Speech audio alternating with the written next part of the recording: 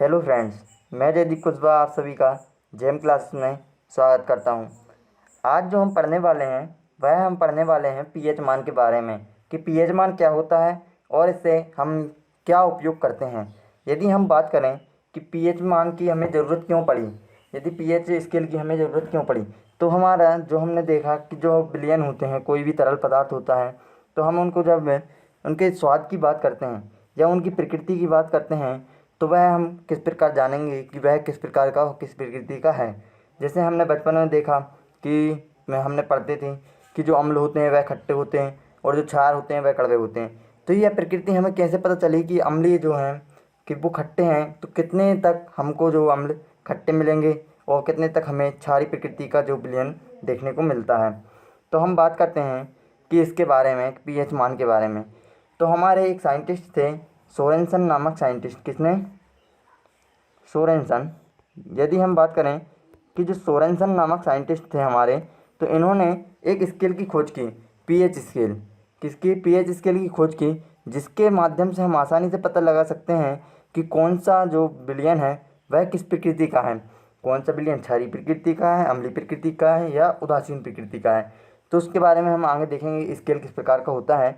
और यदि हम बात करें कि जो पीएच है, यदि हम बात करें यह पीएच, तो इसकी पीएच की यदि हम बात करें इस पीएच की, तो इसकी फुल फॉर्म क्या होती है? इसकी फुल फॉर्म जो है वह है potential of hydrogen. Potential of hydrogen या पावर ऑफ हाइड्रोजन, इसी को कहते हैं कि किसी भी विलयन में जो हाइड्रोजन आयनों की सांद्रता है उसके आधार पर हम देखते हैं कि जो विलयन है वह कितने क्षारीय है, कितना अम्लीय प्रकृति का है, अम्लीय या क्षारीय। इस प्रकार हम देखते हैं कि हाइड्रोजन आयनों की सांद्रता के आधार पर कि कौन सा विलयन किस प्रकृति का हमें देखने को मिलता है। तो हम देखते हैं पीएच स्केल किस प्रकार का होता है। यदि हम देखें तो पीएच स्केल कुछ इस प्रकार का होता है कि इसमें जीरो से लेकर, कहाँ से, जीरो से लेकर 14 तक जो है अंक हमें देखने को मिलते हैं। इस स्केल में 0 से 14 तक अंक देखने को मिलते हैं। यदि हम देखें तो ये जो बीच का पॉइंट होता है, इसमें बीच में कितना होता है? 7। तो जो 7 है वह उदासीन प्रकृति का होता है, क्या? नेचुरल प्रकृति का यह देखने को हमें मिलता है। यदि हम बात करते हैं कि जो 7 मान है, इससे यदि हम कम की बात करें और इससे ज़्यादा की बात करें, यदि हमको किसी भी विलयन का पीएच मान 7 से कम देखने को मिलता है तो वह किस प्रकृति का होगा? तो हमारा जो विलयन है वह एसिटिक प्रकृति का हमें देखने को मिलेगा। यदि हमारे जो 7 से ज़्यादा है, यदि किसी विलयन का पीएच मान 7 से ज़्यादा है तो वह हमें एल्कलाइन यानी क्षारीय प्रकृति का देखने को मिलता है। तो अब हम आगे बात करते हैं कि हमारे जो जल का पीएच मान है वह क्या देखने को मिलता है।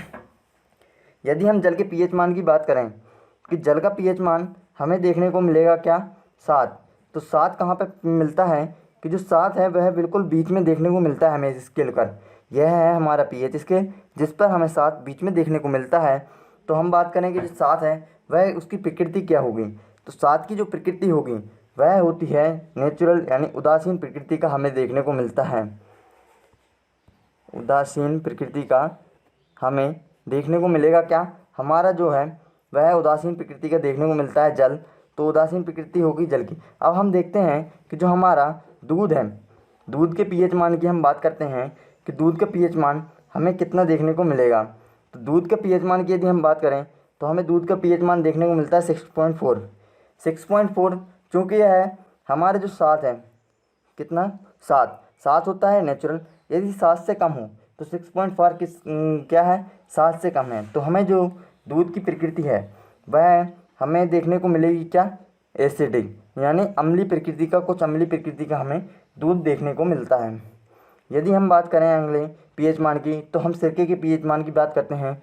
सिरके के पीएच मान किस प्रकार हमें देखते हैं कि जो सिरके का पीएच मान है वह हमें देखने को मिलता है 3। तो 3 जो है वह 7 से कम है।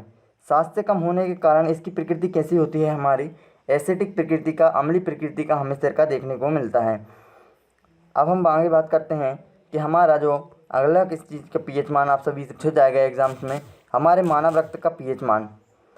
तो मानव रक्त के पीएच मान की हम बात करें तो मानव रक्त का पीएच मान हमें कितना देखने को मिलेगा? तो मानव रक्त का पीएच मान हमें देखने को मिलता है कितना? 7.4। 7.4 मतलब यह कुछ क्षारीय प्रकृति का देखने को मिलेगा। 7 जो होता है वह उदासीन होता है। कैसा? उदासीन। इससे यदि हमारा ज़्यादा देखने को मिल रहा है मतलब वह किस प्रकार का है? एल्कलाइन प्रकृति का है। एल्कलाइन प्रकृति मतलब हमारे क्षारीय प्रकृति का हमें देखने को मिलता है। तो मानव रक्त किस प्रकृति का देखने को मिलता है? क्षारीय प्रकृति का हमें देखने को मिलता है। अब हम बात कर लेते हैं नींबू के रस की। नींबू के रस के बारे में आप सभी को पता है कि नींबू किस प्रकार होता है? खट्टे प्रकार का। तो खट्टा मतलब कि हमारा जो अम्लीय प्रकृति का, कैसा? अम्लीय प्रकृति का हमें देखने को मिलेगा क्या? नींबू का रस। तो इसके पीएच मान की हम बात करें कि पीएच मान इसका कितना होता है, तो 2.4 पीएच मान हमें जो है हमारे नींबू को देखने को मिलता है। कितना? 2.4। तो यह 7 से कम है, इसलिए इसकी प्रकृति किस प्रकार की है? हमारे अम्लीय प्रकृति का हमें नींबू का रस देखने को मिलता है। अब हम आगे बात करते हैं कि आगे हमारा जो अम्लीय घोल होता है उसकी प्रकृति किस प्रकार की होती है, क्योंकि मैंने आप सभी को बता दिया है कि जो अम्लीय घोलों की प्रकृति होगी वह हमारी 7 से कम होगी। 7 से कम कहाँ? नेचुरल। इससे कम है तो कोई भी विलयन एसिडिक प्रकृति का होगा। यदि 7 से ज़्यादा है तो वह एल्कलाइन प्रकृति का हमें देखने को मिलेगा। अब हम आगे बात करते हैं कि जो हमारा उदासीन घोल है उसकी प्रकृति कितनी होती है? 7 होती है। क्या? उदासीन घोल की प्रकृति की यदि हम बात करें तो हमें देखने को मिलता है उदासीन घोल 7, और यह एसिडिक, यह एल्कलाइन, इस प्रकार हमें देखने को मिलता है। अब हम बात करते हैं कि किसी व्यक्ति की, यदि एक क्वेश्चन आप सभी से पूछा जाएगा कि जो आज तक एग्जामों में पूछा गया है कि यदि किसी व्यक्ति का रक्त का पीएच मान कितना होगा, कितना परिवर्तित होगा जब उसकी मृत्यु हो जाती है। जब यदि किसी व्यक्ति की मृत्यु हो जाती है तो उसका पीएच मान जो होता है वह 0.2 हमें देखने को मिलता है। कितना? 0.2। तो उसके जो परिवर्तित है, कितना परिवर्तित हो गया कि उसका 0.2 उसके रक्त का पीएच मान हो जाता है मृत्यु के पश्चात। यदि हम बात करें कि जो मानव मूत्र है, मानव मूत्र के पीएच मान की यदि हम बात करें तो इसकी प्रकृति कुछ अम्लीय से क्षारीय प्रकृति को और हमें देखने को मिलती है। कि मानव कहीं आपका जो है मानव रक्त की प्रकृति की, हम मूत्र के प्रकृति की यदि हम बात करें तो वह हमें 4.8 से 8.4 तक देखने को मिलेगी। अब हम आगे बात करते हैं, आगे देखते हैं समुद्री जल का पीएच मान। क्या? हमारे समुद्री जल का पीएच मान, समुद्री जल का पीएच मान जो होता है वह 8.4 होता है, 8.5 होता है। यह किस प्रकार होता है? यदि हम बात करें सामान्य जल की, सामान्य जल का पीएच मान हमें देखने को मिलता है 7। यदि शुद्ध जल की बात करें तो वह 7। जब इसमें नदियों द्वारा समुद्र में जाती हैं, क्या? नदियाँ जाकर समुद्र में मिलती हैं। तो नदियाँ जब समुद्र में जाकर मिलती हैं तो वह अपने साथ कई अवसाद लेके जाती हैं, अवसाद, और उसके साथ लेके जाती हैं वो जो हमारे कारखानों द्वारा निकला हुआ मलबा और जो सब कुछ होता है वह ले जाकर यह समुद्र में जाके मिला देती हैं, जिससे समुद्री जल की जो प्रकृति है वह किस प्रकार की हो जाती है? क्षारीय प्रकृति का हमें समुद्री जल देखने को मिलता है। समुद्री जल किस प्रकार का देखने को मिलता है? उसका पीएच मान हो जाता है 8.5। इस प्रकार हमें समुद्री जल का पीएच मान क्षारीय प्रकृति का देखने को मिलता है।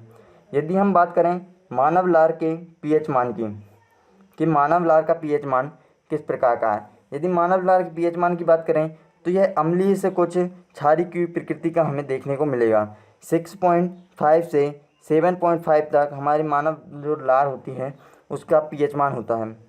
तो इस प्रकार हमने देखे कि कुछ पीएच मान जो आप सभी को आपके एग्ज़ाम में अधिकांश देखने को मिलेंगे, और डायरेक्ट आपके क्वेश्चन जो है उनको हिट करेंगे और आराम से आप इनको सॉल्व कर पाएंगे। बस इनको एक बार आसानी से याद कर लें, तो जिससे आप हम कहीं के भी एग्ज़ाम में यदि देखेंगे तो ये क्वेश्चन आपको देखने को मिलेंगे। यदि वीडियो पसंद आया है तो लाइक, शेयर एंड सब्सक्राइब करें। Thank you.